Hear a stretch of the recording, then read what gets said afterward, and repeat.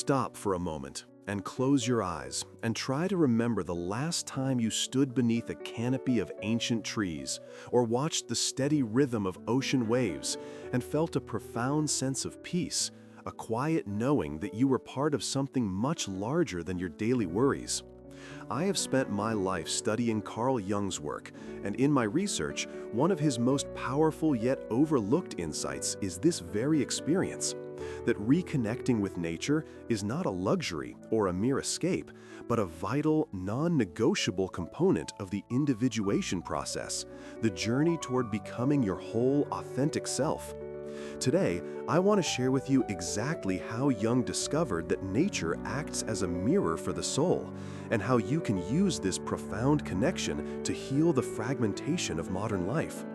I see so many people today feeling disconnected, not just from the world around them, but from themselves, living in their heads, trapped in a digital noise that drowns out the inner voice.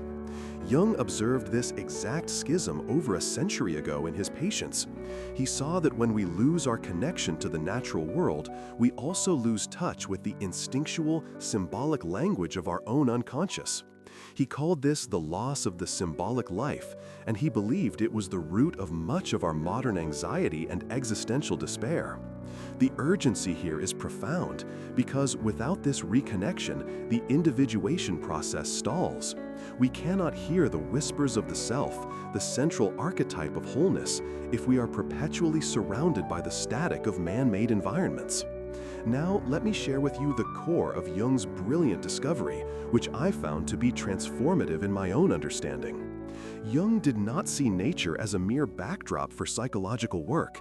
He saw it as a co-therapist, a direct expression of the objective psyche, the collective unconscious itself. He famously said, "Nature is not matter only, she is also spirit." Think about that. In his own life, his tower at Bollingen was his sanctuary, a place where he built with stone and lived by the rhythms of the sun and seasons to ground his own psyche.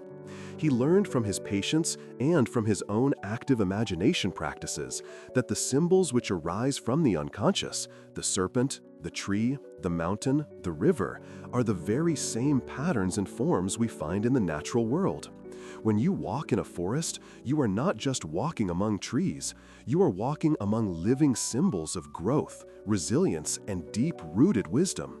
Your psyche recognizes this. It's a form of symbolic resonance.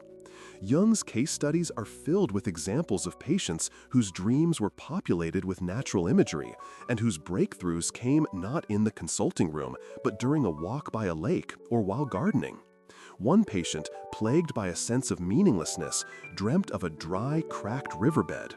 It was only when she began spending time near a real flowing river that the dream shifted and her own inner vitality began to return. Nature provided the living image her psyche needed to heal. So, how can you practically apply Jung's method to use nature in your own journey toward wholeness? It is far more intentional than a simple walk in the park, though that is a wonderful start. First, practice what Jung called active observation. Go to a natural setting, a park, a beach, a forest, and instead of just passing through, choose one element, a stone, a leaf, a body of water. Observe it with all your senses. Then, and this is the crucial Jungian step, engage your imagination. Ask yourself, if this stone could speak, what would it say to me? What quality does it possess? Patience, endurance, stillness that I need to integrate. You are dialoguing with the unconscious through the symbol nature provides. Second, align with natural rhythms. Wake with the sun occasionally. Notice the phases of the moon. Jung found that synchronizing our artificial clock-driven lives with these primordial cycles helps to reorder a chaotic psyche. It grounds us in a reality that is older and wiser than our ego's anxieties. Finally, bring nature into your inner work. If you journal or engage in active imagination, do it outdoors. Let the wind, the sounds, the feel of the earth under you inform the images that arise. This bridges the inner and outer worlds, which is the very goal of individuation. Jung's essential wisdom here was that we are not separate from nature. We are nature become conscious of itself. To individuate is to remember this, to reclaim our place in the great tapestry of life, and in doing so, we reclaim the lost parts of our own souls. This reconnection can fundamentally restore your sense of meaning and guide you toward the person you were always meant to be. Now, this profound work of reconnecting with your own depths leads directly to a crucial next step, one that Jung considered the very foundation of all inner work. In our next conversation, we must explore the vital question: what is the role of silence and stillness in psychological work?